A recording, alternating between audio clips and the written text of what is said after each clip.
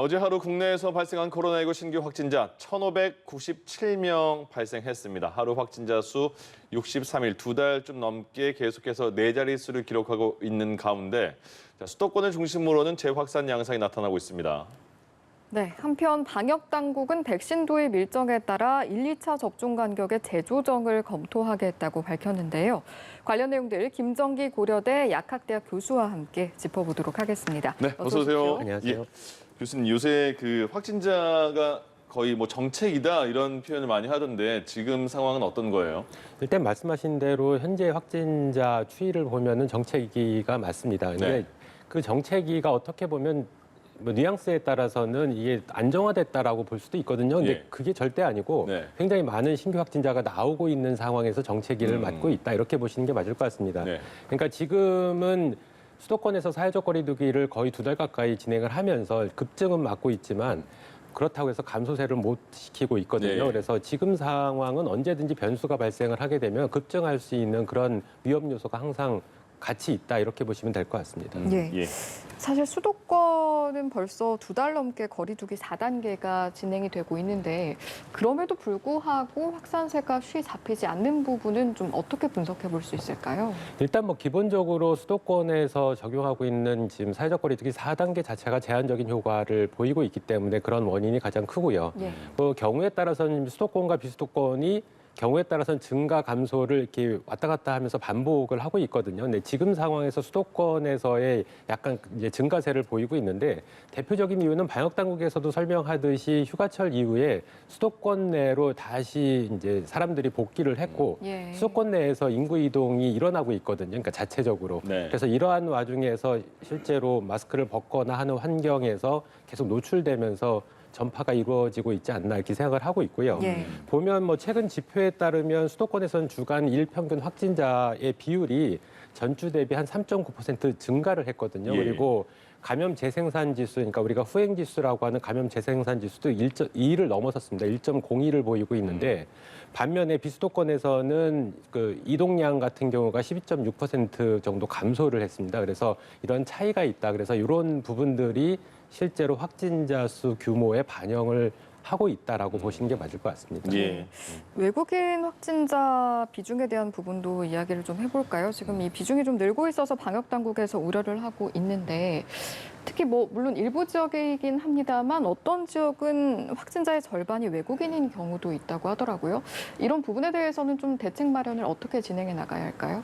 일단 뭐 외국인 근로자들에 대한 확진세가 이어지고 있는 가장 대표적인 이유는 일단은 외국인 근로자분들이 집단 생활을 하는 경향성이 좀 높습니다. 그리고 예. 숙식도 같이 하는 경향성이 많거든요. 그러다 네. 보니까 감염원이 유입이 됐을 때에는 그 내부에서 집단 감염이 발생을 하다 보니까 말씀하신 것처럼 최근에 뭐 주간 일평균 확진자 비율, 외국인 근로자 확진자 비율이 15.6%에 달하고 있거든요. 예. 그리고 굉장히 높은 수치를 보이고 있는 15.2%를 보이고 있는데 뭐 말씀하신 것처럼 일부 지역 뭐 화성이라든가 논산이라든가 안산 특히 논산 같은 경우에는 67.6% 그러니까 10명 중에 7명 정도가 외국인 근로자로 이렇게 파악이 되고 있습니다. 예. 기본적으로는 백신 접종이 이루어져야 되는 게 가장 근본적인 대응 방법이다 이렇게는 보고 있습니다. 지금 뭐 자율 접종을 시행을 하면서 일부 백신 접종이 진행이 되고 있는데 빨리 네. 외국인 근로자들에 대해서도 백신 접종이 빨리빨리 속도를 내야 될 필요가 있다라고 생각을 하고 있고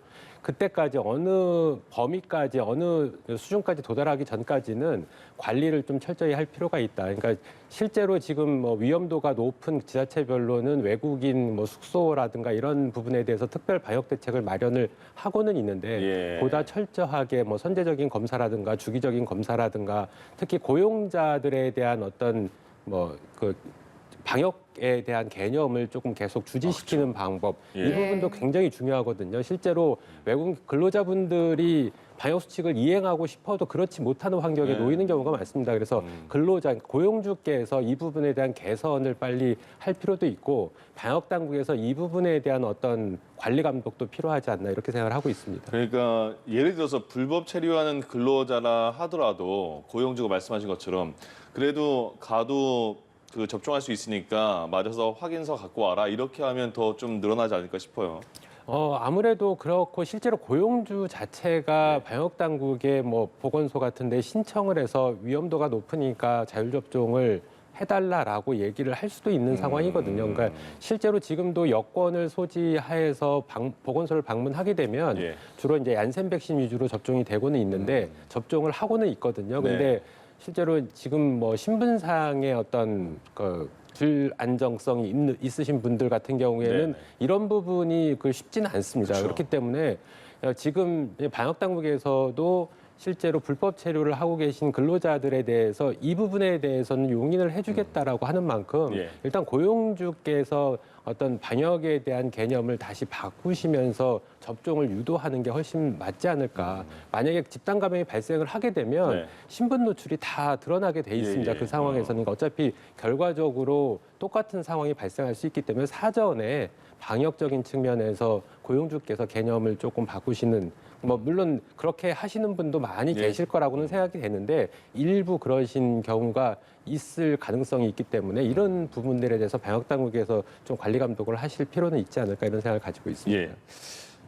요새 그 위드 코로나 시대는 언제 올 것인가 이런 얘기도 많이 하는데 근데 정부가 위드 코로나라는 단어를 쓰는 게 조금 뭐 긴장감이 방역에 대해서 떨어지는 것 같다 싶어서 그거를 권하지 않은 것 같아요. 그래서 대신에 단계적 일상 회복이라는 용어를 쓰려고 한다 이렇게 말을 했는데 언제쯤 그러면 정부가 생각하는 단계적 일상 회복이 되는 기준이 될까요?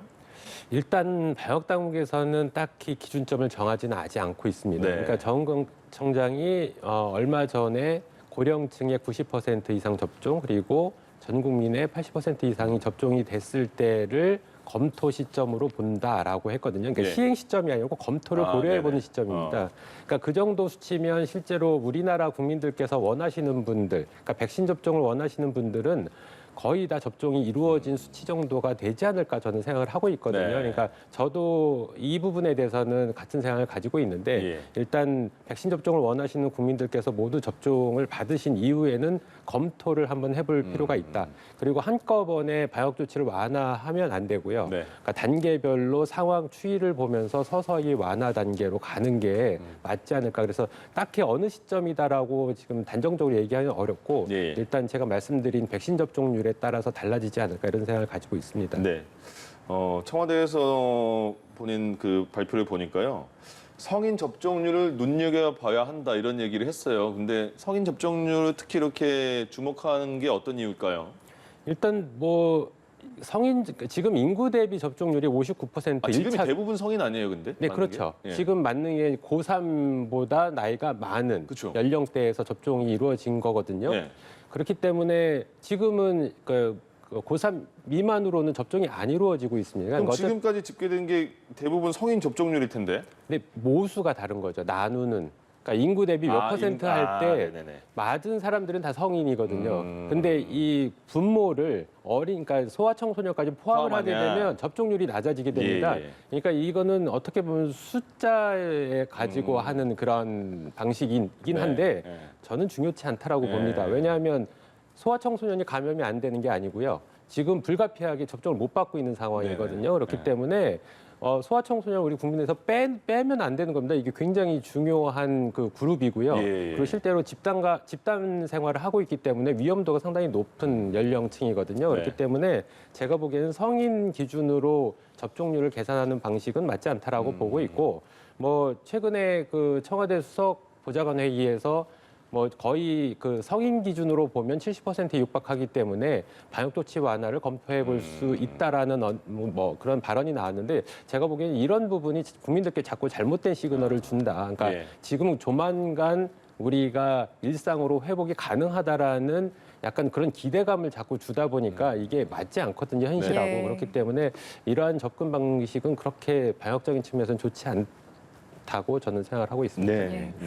물론 이제 상황을 지켜보면서 방역 당국에서 판단을 내리겠습니다만 일단은 어제부터는 현행 거리두기가 한 달 더 연장이 된 거고요. 또 사적 모임이나 수도권 영업 시간 같은 경우에는 완화가 된 측면이 있는데 특히 이 모임 인원 같은 경우에 접종 완료자를 기준으로 해서 또 이제 수치가 정해지지 않습니까? 네네. 이 완료자를 좀 잘 파악해서 꼼꼼히 따져볼 수 있을 것인가? 여기에 대해서 좀 우려되는 대목도 있는 것 같거든요.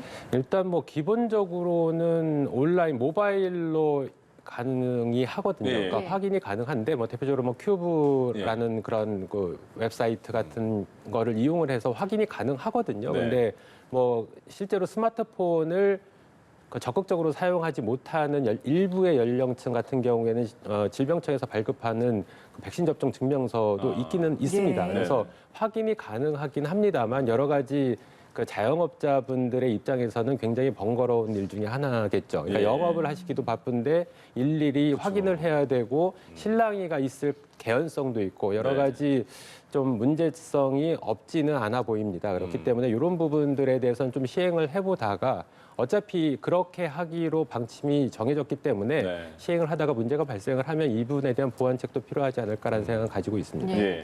접종 완료자와 관련해서 혹시 해외에서 예방 접종을 완료한 경우에도 포함이 되는 부분이 있습니까? 지금은 이 백신 인센티브에 외국에 해외에서 접종하신 분들은 포함이 되지 않는 걸로 그렇게 알려져 있습니다. 그러니까 예. 지금 해외에서 백신 접종을 맡고 오신 분들 같은 경우에는 그 백신 접종, 해외 백신 접종 증명서가 있긴 있습니다. 근데 이 부분이 우리가 뭐 그 식당이나 카페를 방문할 때 백신 접종 완료자를 증명하는 수단은 안 되고요. 입국 시 자가격리 면제를 위한 수단으로만 활용이 가능합니다. 예. 그렇기 때문에 이 부분이 이제 해외에서 입국하신 우리 뭐 여러 가지 그 해외 동포나 이런 분들이 네. 이 부분에 불만을 제기를 하시거든요. 그럴 수 근데 있겠네요. 그러니까 이 부분도 개선은 필요하다. 그러니까 어떻게 보면 방역적인 측면에서는 반대예요. 그러니까 입국할 때를 보다 더 철저히 관리를 해야 되는 거거든요. 예. 그러니까 예.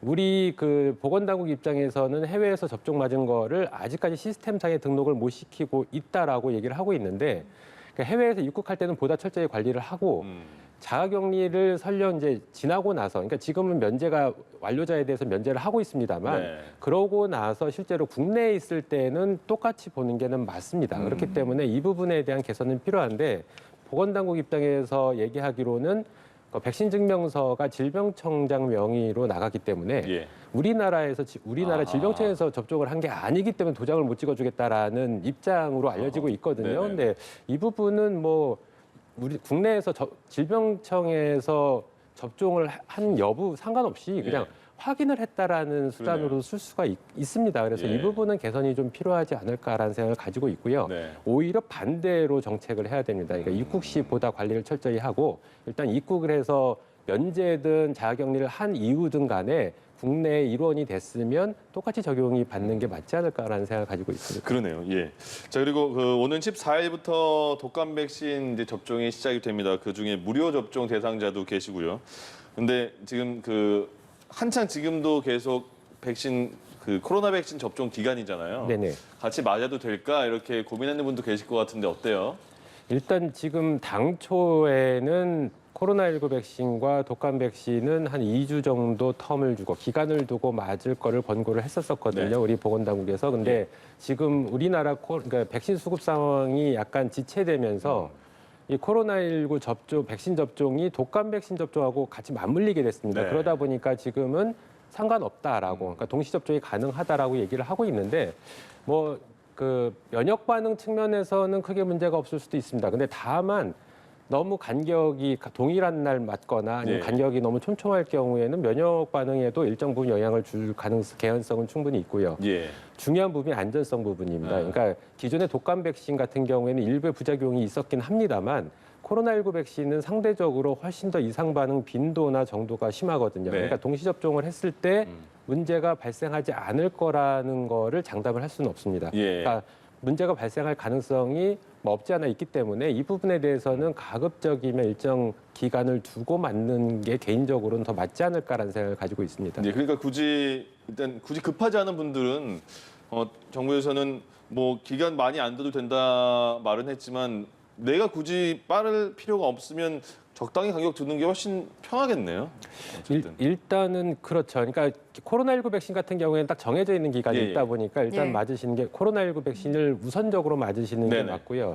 그 시간이 너무 텀이 짧다, 그러니까 시간이 너무 촘촘하게 그 배치가 됐으면 독감 백신 같은 경우에는 다소 그러니까 며칠 있다가 아니면은 예. 다음 주나 그 다음 주 정도에 맞는 게 더 낫지 않을까라는 생각을 가지고 있거든요. 네. 근데 일단 뭐 기본적으로 독감 백신 같은 경우도 무료 접종 대상자 같은 경우 일정이 지금 정해져서 진행이 되고 있거든요. 예. 그러니까 이런 문제가 있기는 합니다만 네. 보건당국은 동시 접종 가능하다라고 얘기를 하지만 예. 그래도 제가 보기에는 일정 기간을 두는 게 맞지 않을까라고는 생각을 하고 있습니다. 예. 네. 간격 이야기가 나왔었는데 코로나19 백신의 1, 2차 간격 이야기도 좀 해보겠습니다. 화이자가 애초에 3주, 모더나가 4주였다가 이제 수급 문제 때문에 6주가 됐는데 방역 당국에서 이걸 다시 6주에서 4주로 이렇게 줄이는 방안을 검토하고 있는 것 같더라고요. 이렇게 간격이 줄어드는 것 자체는 오히려 더 좋은 일일까요? 어떤 의미가 있을까요? 일단 말씀하신 기본 접종 간격, 그러니까 화이자는 원래 3주였고 모더나는 4주가 권고 기간이었거든요. 네. 근데 이 부분이 백신 수가, 그러니까 모더나 수급 상황이 그러니까 불안정해지면서 실제 통일해서 6주로 지금 그러니까 접종이 이루어지고 있습니다. 근데 원래 임상시험에서 정해진 기간이 3주, 4주였거든요. 예. 그러니까 그걸 지켜주는 게 맞다. 그리고 방역적인 측면에서도 1차 접종만으로는 충분한 예방 효과를 발휘하지 못하고요. 그리고 실제로 최근에 그 뭐 위중증 환자의 비율 중에서 1차 접종, 그러니까 미접종자가 90% 가까운 89% 정도를 보이고 있고 위중증 사례. 예. 그리고 1차 접종자가 한 10%, 9.5% 정도를 보이고 있거든요. 그러니까 1차 접종만으로는 실제로 예방 효과도 충분치 않고 위중증을 막는 효과도 충분치 않다라고 보는 겁니다. 그러니까 예. 가급적이면 1, 2차 접종 간격을 빨리 앞당겨서 접종 완료를 시키는 게 근본적으로 맞다. 그렇기 때문에 만약에 백신 수급 상황이 안정화되면 다시 환원시키는 게 맞지 않을까라는 생각을 가지고 있습니다. 예. 그러니까 2차 그렇군요. 접종 완료까지를 다시 환원시켜서 2주 정도 좀 최대한 앞당기는 게 좋다 이런 말씀이잖아요. 그렇죠. 그러니까 네. 지금 보면 뭐 정부나 방역 당국 입장에서는 빨리 그 1차 접종률을 끌어올려서 네. 목표를 달성하는 그런 목표가 또 있습니다. 그렇죠. 근데 그런 것도 있죠. 그거보다는 제가 보기에는 2차 접종 완료를 빨리 진행을 하는 게 더 맞지 않을까라는 생각을 가지고 있습니다. 예. 예. 이 내용도 한번 짚어볼까요? 최근에 이제 코로나19 백신 접종이 접종률이 늘어나면서 오접종 사례 소식도 쏙쏙 전해지고 있어서 물론 사고 자체가 일어나지 않아야겠지만 여기에 대해서 발생할 수 있는 부작용 우려하지 않아도 될 정도인지 한번 짚어주시죠. 일단 뭐 화이자를 맞았다가 모더나를 접종한다든가 아니면 모더나를 맞았다가 화이자를 접종했다든가 뭐 이런 상황에서는 일단은 이 부분에 대해서는 권고 대상은 아닙니다. 교차 접종의 권고 대상은 아닙니다만 뭐 큰 문제는 없을 거라고 보는데 네. 완전히 그렇다라고 장담을 할 수는 없습니다. 예. 왜냐하면 지금 과학적인 어떤 데이터가 충분치 않거든요. 그렇기 때문에 정해져 있는 스케줄대로 진행이 되는 게 맞는데 일단 이 부분에 대해서는 가급적 오접종 사례가 없도록 철저히 관리할 필요는 있다. 그리고 광진구에서 나온 사례처럼 1차는 아스트라제네카를 맞고 2차는 얀센을 맞았거든요. 네. 이 경우는 면역학적인 측면에서는 면역 반응이 훨씬 더 좋을 거라고는 봅니다. 예. 왜냐하면 아스트라제네카를 1, 2차를 같이 맞았을 때에는 네. 아스트라제네카 백신의 그 벡터의 항체가 2차 접종의 효능을 줄일 수가 있거든요. 그렇기 때문에 보통 10주에서 12주 이렇게 간격을 두고 있는 건데 예. 얀센은 약간 그 벡터 시스템이 조금 다릅니다. 그렇기 때문에 영향을 덜 받아서 효과는 더 좋을 수 있는데 안전성 부분에서 문제가 없을 거라고 어느 누구도 장담을 할 수는 없습니다. 그렇기 예. 때문에 지금까지 오접종 사례 중에 특별한 뭐 안전상의 문제는 없었다라고 치더라도 이 부분이 발생을 하면 안 된다. 왜냐하면 이 부분은 국민들에 대한 어떤 불안감을 조성할 수 있고 신뢰도에 영향을 줄 수가 있거든요. 예. 그렇기 때문에 철저히 관리를 해야 되고 더군다나 이제 독감도 같이 접종이 이루어지다 보니까 독감 접종하러 왔다가 코로나19 백신 접종을 맞는 사례도 그러게요. 발생을 안 할 거라고 아무도 장담을 할 수가 없거든요. 네. 그렇기 예. 때문에 이 부분에 대한 철저한 관리는 반드시 필요하다라고는 보고 있습니다. 예. 알겠습니다. 오늘 말씀 여기까지 듣도록 하죠. 지금까지 김정기 고려대 약학대학 교수와 이 시간 함께했습니다. 말씀 고맙습니다. 고맙습니다. 감사합니다.